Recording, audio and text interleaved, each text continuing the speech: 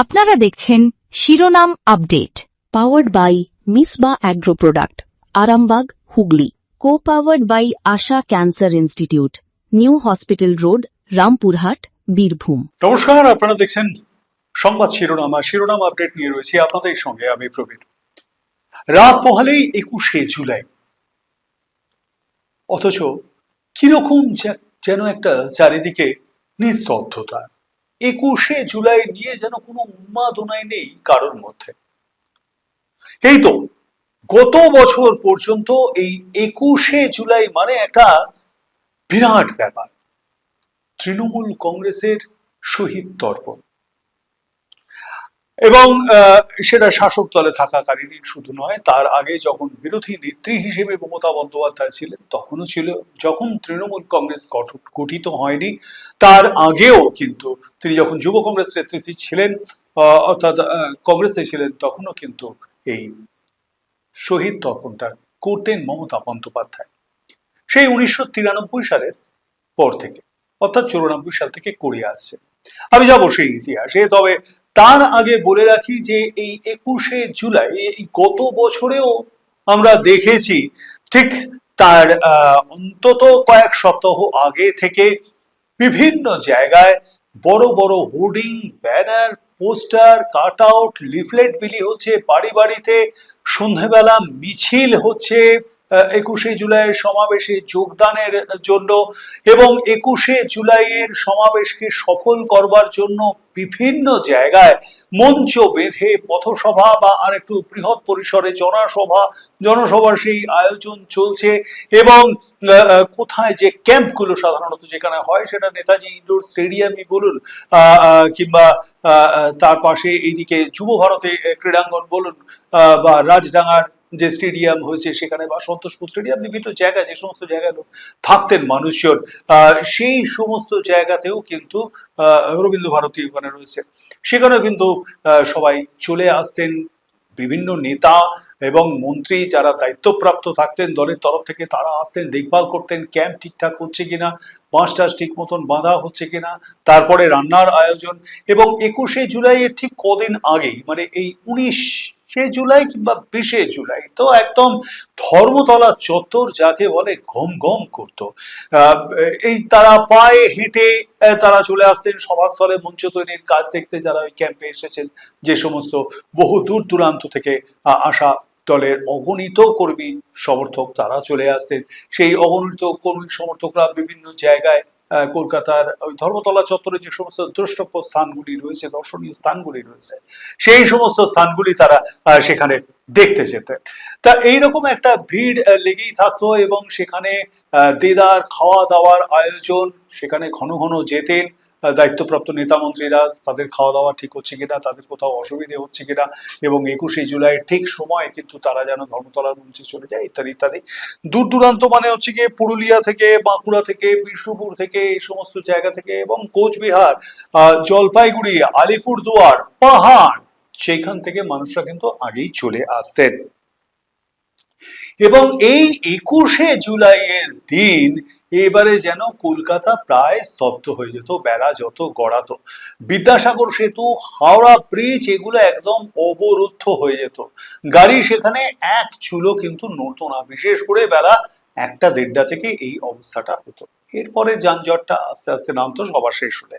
এই 21শে জুলাই কিন্তু আমরা দেখতে অভ্যস্ত ছিলাম বিগত বছরগুলিতে। 1993 সালের ঘটনাকে কেন্দ্র করে তার সূত্রপাত। অবশ্যই এই প্রসঙ্গে যখন আমরা আলোচনায় আসছি, এই 21শে জুলাইয়ে কেন এরকম এবারে নিস্তব্ধতা চারিদিকে, তো অবশ্যই আমাদের 21শে জুলাই ঠিক কি ঘটেছিল 1993 সালে, সেটা আমাদের একবার পেছনে ফিরে দেখা দরকার। যুব কংগ্রেসের নেত্রী তখন মমতা বন্দ্যোপাধ্যায়, তৃণমূল কংগ্রেস তখন তৈরি হয়নি, আর রাজ্যের মুখ্যমন্ত্রী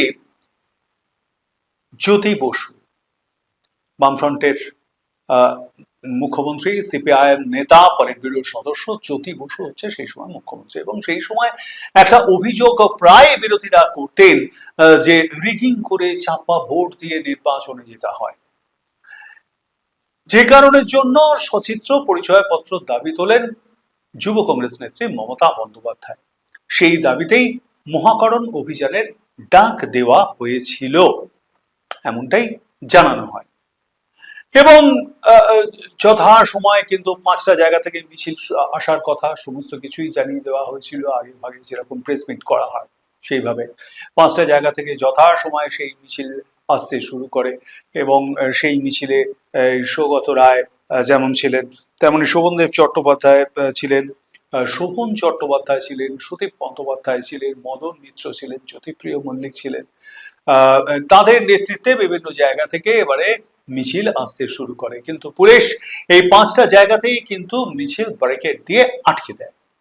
সেই ব্যারিকেড ভেঙে মিছিল এগোনোর চেষ্টা করে। স্বাভাবিকভাবে এবারে যখন তারা বেগে এগোতে পারছে না, সেই সময় তারা পুলিশকে লক্ষ্য করে ঢিল ছোড়ে, কাঁদানে গ্যাসের সেল ছোড়ে পাল্টা পুলিশ। এরপরেও যখন জনতাকে ছত্রভঙ্গ করতে পারেনি, সেই সময় শেষ পর্যন্ত তার গুলি চালায় এবং সেই গুলিতেই 13 জনের মৃত্যু হয়।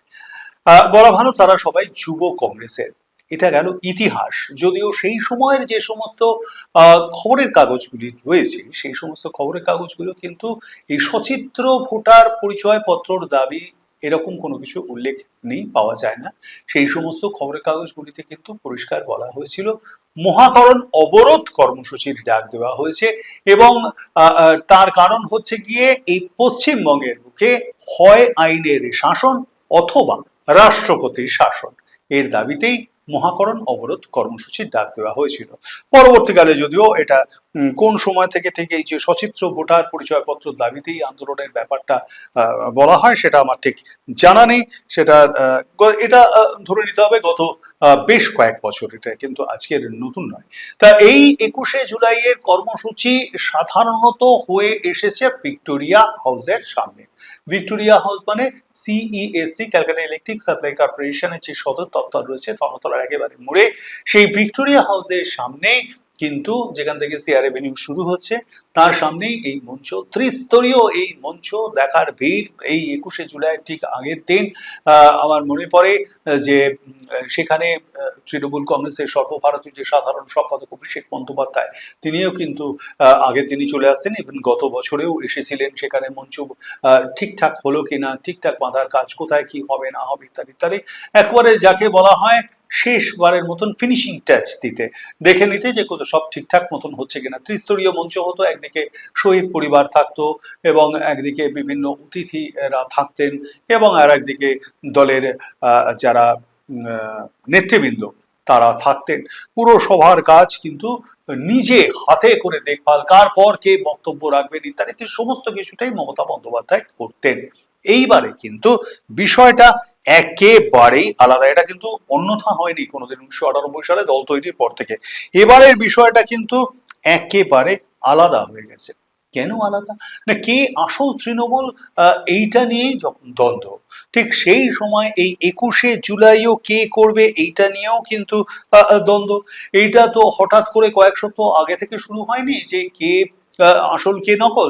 এটা কিন্তু শুরু হয়ে গিয়েছে 4 তারিখ ভোটে যে ফল বেরোয়, সদ্য সমাপ্ত রাজ্য বিধানসভা নির্বাচনে 4th মে, 4ঠা মের পর এক সপ্তাহ পর থেকে এটা সুবিধা হয়। কারণ সইকাণ্ডে যখনই ওদেরকে সাসপেন্ড করা হয় ঋতব্রত আর সন্দীপনকে, তখনই তারা বেরিয়ে যায় এবং সাসপেন্ড করবার পর দল থেকে বহিষ্কার করার পর তারা তো এবার আলাদা আলাদা করে সমস্ত বিধায়কদের সঙ্গে জোগাড় জাতি করে, তখন ছিল 58, পরে 60, এখন 65, মোটামুটি নট বিলো 65 এমনটাই জানিয়েছে ঋতব্রত। তা যাই হোক, তা এই হচ্ছে গিয়ে পুরো সিনারিওটা। এখন এই দিকে যদি আমাদের যেতে হয়, বিগত বছরগুলিতে যা হয়েছে সেইখানে তার সঙ্গে এবারেরটা একেবারেই কিন্তু আলাদা যাকে বলা হয়। এবং এই আলাদা হওয়ার কারণ কি, এই আলাদা হওয়ার কারণটাও আমি আপনাদেরকে বললাম, তবে আরো বিস্তারিত এটা কিন্তু জানানো প্রয়োজন। কারণ এটা যে আমি বলছি আমার, ও বলছে ওর, বিষয়টা তো আদালত পর্যন্ত কিন্তু চলে গেছে। আমরা এই বিষয়ে আরো বিস্তারিত অবশ্যই জেনে নেব যে কিভাবে এবারে 21শে জুলাইটা পালন হতে চলেছে। সেই 13 জন মানুষের মৃত্যু হয়েছিল, 1993 সালে জানবো। তবে তার আগে শিরোনাম আপডেটে নিয়ে নেবো ছোট্ট একটা বিরতি, সঙ্গে থাকুন। বর্তমানে ক্যান্সার কোনো দুরারোগ্য ব্যাধি নয়, আপনার হাতের কাছেই রয়েছে এই ব্যাধি নিরাময়ের সুচিকিৎসার ব্যবস্থা রামপুরহাট বীরভূমের আশা ক্যান্সার ইনস্টিটিউটে। এখানে একই ছাদের তলায় রেডিওথেরাপি, কেমোথেরাপি, ক্যান্সার সার্জারির দ্বারা ক্যান্সারের চিকিৎসা করা হয়। স্বাস্থ্যসাথী কার্ডের মাধ্যমে ক্যান্সার চিকিৎসার সুবন্দোবস্তও রয়েছে। এছাড়াও যে কোনো রোগের সুচিকিৎসা দেওয়া হয়। ঠিকানা new hospital road, Rampurhat, Birbhum. যোগাযোগ 9332639862। শীতের মৌসুমে গরম গরম মোমোর সেরা ঠিকানা Bunty momos. Chicken, veg, fish momo সহ পাবেন চিকেন বাটার মেয়োনিজ মোমো, গন্ধরাজ মোমো এবং ফিশ ফ্রাই। আমাদের মূল শাখাটি হলো শ্রীরামপুর স্টেশন রোড। এছাড়াও আমাদের অন্যান্য দুটি শাখা রয়েছে মাহেশ ও বেল্টিং বাজারে। এর পাশাপাশি আমাদের অতিরিক্ত দুটি শাখা আছে চন্দননগর এবং রিষড়াতেও। তাই দেরি না করে আজই চলে আসুন বান্টি মোমোজের যে কোনো শাখায়। যোগাযোগ করুন 033690294888 এই নম্বরে। আপনারা দেখছেন শিরোনাম update, powered by Misba agro product, Arambagh, Hooghly. Co powered by Asha cancer institute, new hospital road, Rampurhat, Birbhum.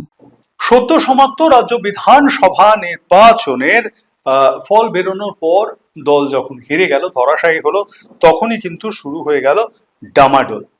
প্রথমে ওই সই কাণ্ড, কারা উপস্থিত রয়েছে সেই সই নিয়ে এবং বিরোধী দলনেতা কে হবে ইত্যাদি ইত্যাদি নিয়ে কালীঘাটে যখন এইটা নিয়ে চলছে ডামাডোল, সেইটা তারপরেই কিন্তু দেখা গেল ঋতব্রত এবং সন্দীপন সাহাকে, দুজন বিধায়ককে বহিষ্কার করলো তৃণমূল কংগ্রেস। ঠিক এর কয়েকদিনের মধ্যেই, আমি একদম ভুল নই, 48 থেকে 72 ঘন্টার মধ্যেই দেখা গেল এই ঋতব্রত এবং সন্দীপন সাহার সমর্থনে মাফ করবেন প্রায় 58 জন বিধায়ক, এবং তারপরে ওদের দুজনকে ধরলে সেটা তো আবার 60 হয়ে গেল।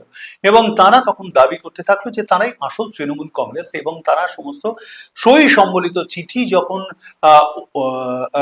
রাজ্য বিধানসভার যিনি অধ্যক্ষ নির্বাচিত হয়েছেন তার কাছে দিলেন, তখনই কিন্তু বিরোধী দলের তকমা পেয়ে গেল তারা, এবং বিরোধী দলনেতাও সেখানে সর্বসম্মতিক্রমে তাদের তরফ থেকে বিরোধী দলনেতাও নির্বাচিত হয়ে গেলেন ঋতব্রত বন্দ্যোপাধ্যায়। বিগত বছরগুলিতে আমরা দেখেছি এই 19শে জুলাইয়ের যে তৃণমূল কংগ্রেসের শহীদ সমাবেশ বা শহীদ তর্পণ, যেটাই বলুন না কেন, 21শে জুলাইয়ের যে সমাবেশ শহীদ স্মৃতিতে, সেই সমাবেশটা ভিক্টোরিয়া হাউসের সামনে হয়ে থাকে। মাঝখানে কয়েকবার অবশ্য ব্রিগেড প্যারেড গ্রাউন্ডে হয়েছে, তবে ভিক্টোরিয়াতেই মূলত হয়ে এসছে। তা এবারে কি হবে তার জন্য কিন্তু তারা আগে ভাগে প্রশাসনের কাছে জমা দিয়েছিল। এই কালীঘাটপন্থী তৃণমূল, ঋতব্রতপন্থী তৃণমূল, তারাও জমা দিয়েছিল অনুমতি চাওয়ার জন্য ওখানে। এবং দেখা গিয়েছিল বেলেঘাটার বিধায়ক তথা ওই কালীঘাটপন্থী তৃণমূল কংগ্রেসের যিনি মুখপাত্র কুণাল ঘোষ, তিনি ওখানে ফিতে নিয়ে চলে গিয়েছেন। সঙ্গে ছিলেন এক আইনজীবী এবং কাউন্সিলর বৈশ্যানর চট্টোপাধ্যায়। তারা সেখানে গিয়ে মাপযোগ্য করলেন রাস্তার। এটা নিয়েও কিন্তু ফাঁপড়ে পড়ে, কারণ যেখানে অনুমতিই মেলেনি সেখানে হঠাৎ করে ফিতে নিয়ে মাপযোগ করতে গেলেন কেন? বিভিন্ন জায়গাটা ছবিও ছিল। তো যাই হোক, তো প্রশাসনের তরফ থেকে জায়গাটায় 163 ভারতীয় ন্যায় সংহিতার 163 ধারা জারি করে দেওয়া হয়। এখন এই 163 ধারায় কি আছে? ঠিক যা ছিল আগে ভারতীয় দণ্ডবিধির 144 ধারা, সেটাই এই ভারতীয় ন্যায় সংহিতার 163 ধারা। অর্থাৎ 5 জনের বেশি সেখানে কোনো রকম ভাবেই জমায়েত করা যাবে না, কোনো ক্যাওস করা যাবে না, এবং সেখানে দলবদ্ধভাবে কোনো কিছু বিষয় নিয়ে আলোচনা বা ইত্যাদি ইত্যাদি কিছু করা যাবে না। তো এইটা এবার জারি করে দেওয়া হয়। এইবারে কালীঘাটপন্থী তৃণমূল ছুটে যথারীতি আদালতে, এবং ঋতব্রতদের জানানো হয় যে তারা কোথায় কি করবে। ঋতব্রতরা এবং জায়গাটা হবে না সেটা জেনে গিয়েছিল। ঋতব্রতরা সেই সময় গান্ধী মূর্তির পাদদেশ মেয়র রোডকে বেছে নেন, এবং সেখানে ঋতব্রতদের ছাড়পত্র দেওয়া হয় মেয়র রোডে গান্ধী মূর্তির পাদদেশে, ঠিক যেখান থেকে তৈরি হয়েছিল তৃণমূল কংগ্রেস 1998 সালের 1 জানুয়ারি, যখন প্রদেশ কংগ্রেসের তরফ থেকে সীতারাম কেশরীর একটি অনুষ্ঠান হওয়ার কথা ছিল, প্লেনারি অধিবেশন এখানে বসার কথা ছিল নেতাজি ইন্ডোরে। ঠিক সেই দিনকেই 1998 সালে ওরা থাকে ইন্ডোরে, আমরা থাকি আউটডোরে, এই ছিল মমতা বন্দ্যোপাধ্যায় সেদিনকে স্লোগান। পরের দিনে খবরের কাগজগুলিতেও এইরকম বড় বড় সব লেখা বেরিয়েছিল। এটা 1998 সালে 1 জানুয়ারি যেদিনকে তৃণমূল কংগ্রেস প্রতিষ্ঠা হয়, সেদিনকে ঠিক এই জায়গায় কিন্তু প্রথম তারা সভার আয়োজন করেছিল, এই মেয়র রোড। এবারে সেখানে ঋতব্রত বন্দ্যোপাধ্যায়ের দাবি অনুযায়ী আসল তৃণমূল তারা সেখানে সভা করতে চলেছে। তাদের এখন 65 জন বিধায়ক রয়েছে এবং তৃণমূল কংগ্রেসকে, মানে কালীঘাটপন্থী তৃণমূল কংগ্রেসকে এবার সেখানে সভা করতে, তারা তো সেখানে সেই জায়গাটাও চায়নি, তারা সেখানে সভা করতে পারেনি। এখন এই যে সভাস্থল এবং তাদের সেখানে কত লোক আসবে ইত্যাদি ইত্যাদি নিয়ে আমরা বিগত বছরগুলিতে যে সাংবাদিক সম্মেলন তৃণমূল কংগ্রেসের তরফে দেখেছি, এবারেও সেই আসল তৃণমূল বলে দাবি করা ঋতব্রতর তরফ থেকেও একটি সাংবাদিক সম্মেলনের আয়োজন করা হয়েছিল। শুনুন সেখানে ঋতব্রত ঠিক কি বলছে। আপনি ধরুন 21শে জুলাই বা কাল কেষ্টদা যে কথা বলেছেন, যে 21শে জুলাই হয়তো হতো, মানে প্রতিবারই হতো, জেলাগুলোর তো একটা বিরাট ভূমিকা থাকতো, লোক আনা, বাস করা, এটার একটা অর্থকরী অ্যাঙ্গেল রয়েছে। তো আমার মনে হয় যে ফরম্যাটে 21শে জুলাই হতো, এই যে পরিস্থিতি, কর্মীরা আক্রান্ত, কর্মীরা ঘরছাড়া, কর্মীদের মিথ্যে মামলা রয়েছে, এলাকায় সমস্যা রয়েছে, জানি আমরা রাজ্য প্রশাসনের দ্বারস্থ হয়েছি।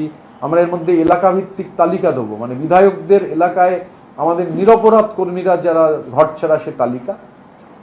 তো স্কেল ডেফিনেটলি 21শে জুলাই যেরকম হতো ওরকম স্কেল হওয়াটা বৈজ্ঞানিকভাবেই আমার মনে হয় ডিফিকাল্ট, কিন্তু 21শে জুলাই হবে। আমি কালীঘাটের ব্যাপারটা বলতে পারবো না। ভাবুন একবার, সারা বাংলার মানুষ দেখেছেন ভাইরাল হয়ে যাওয়া একটা সময়ের সে ভিডিও। তারপর তৃণমূল নেত্রী মমতা বন্দ্যোপাধ্যায়ের যে বক্তব্য আমরা শুনেছি আগে, যে ঋতব্রত বন্দ্যোপাধ্যায়কে তখন কেউ নিচ্ছিল না দলে এবং তাকে দলে তিনি স্থান দেন এবং তাকে নিয়ে এসে রাজ্যসভার সাংসদ করেন। পরবর্তীকালে তিনি তাকে INTTUC, যেটা শ্রমিক সংগঠন রয়েছে তৃণমূল কংগ্রেসের, তার রাজ্য সভাপতি করা হয় এবং সদ্য সমাপ্ত যে বিধানসভা নির্বাচন তার আগে তাকে টিকিট দেওয়া হয় এবং তিনি নির্বাচিত হন। সেই তিনি, তাকে এবার গদ্দার বলেন মমতা বন্দ্যোপাধ্যায়, সেই তিনি কিনা আজকে পুরো তৃণমূল কংগ্রেসটাকে হাইজ্যাক করে নিয়ে চললেন, এমনকি দলের প্রত্যেকটাও কিন্তু তারই, এবং তিনি তো সেটা সাংবাদিক সম্মেলনে দাবি করছেন। যখন এই রকম একটা দাবি উঠছে, ঠিক সেই সময় দাঁড়িয়ে মমতা বন্দ্যোপাধ্যায়ের তরফ থেকে, মানে মমতা বন্দ্যোপাধ্যায় যে কালীঘাটপন্থী তৃণমূল কংগ্রেস, তাদেরকে পরিষ্কার জানিয়ে দেওয়া হলো আদালতের তরফ থেকে যে তারাও সভা করতে পারবে শর্ত সাপেক্ষে।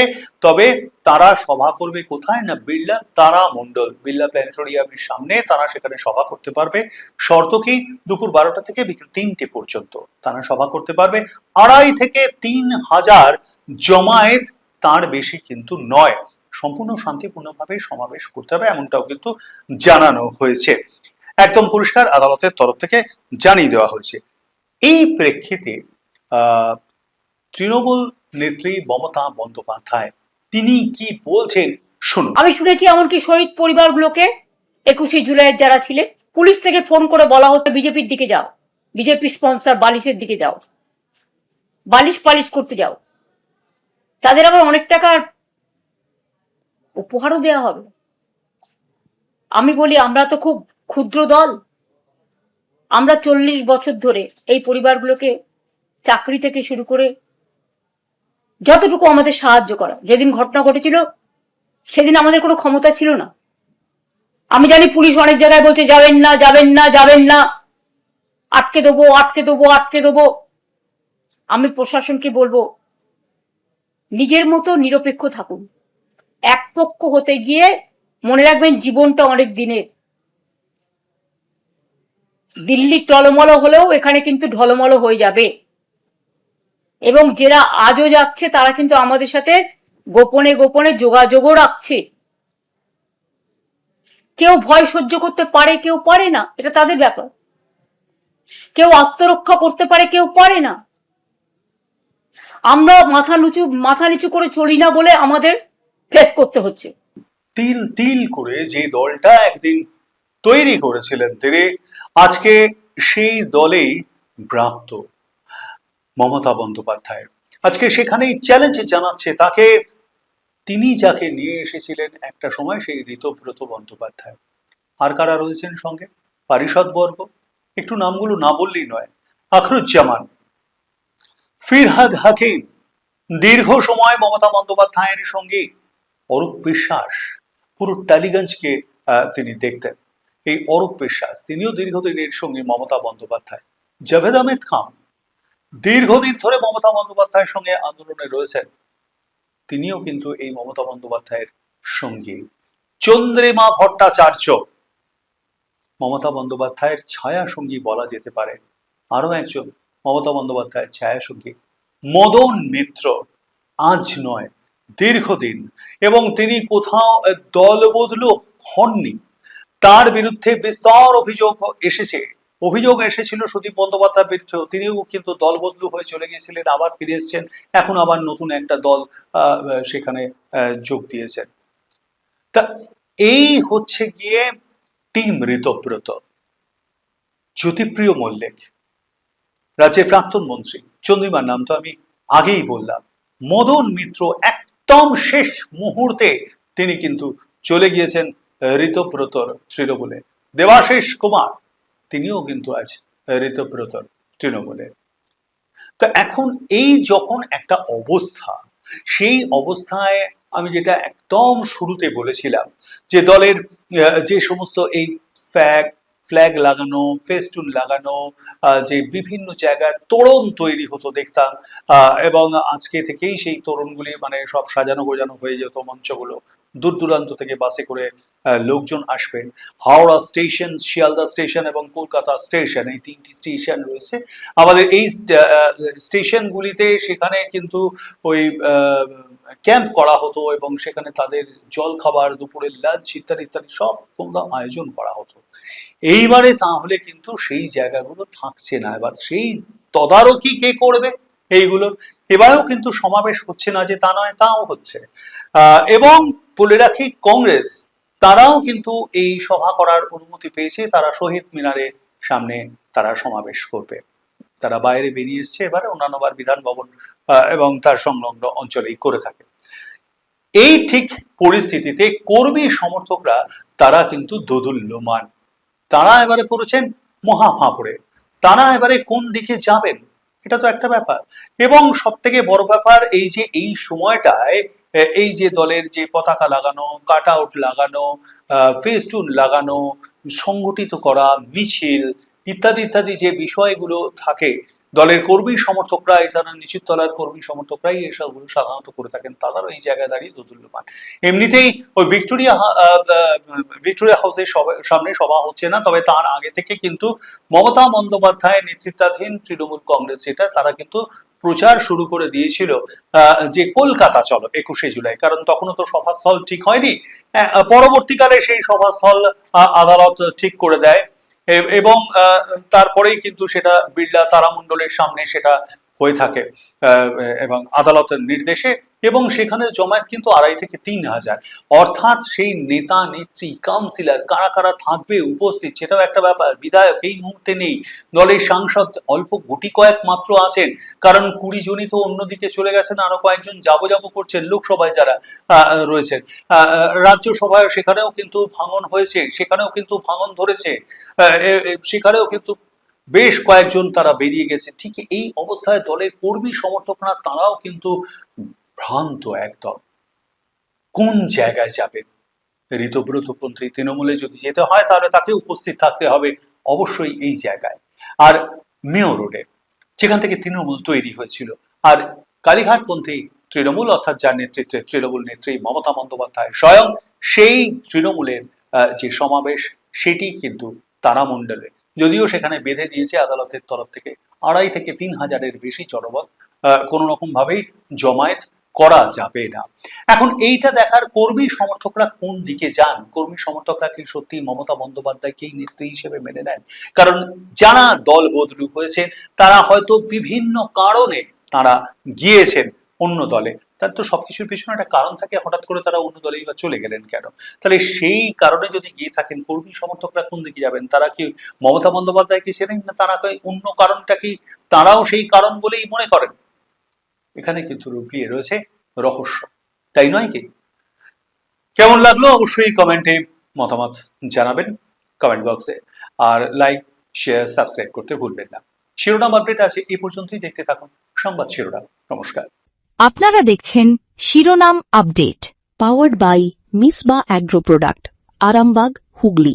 কো powered by Asha cancer institute, new hospital road, Rampurhat, Birbhum.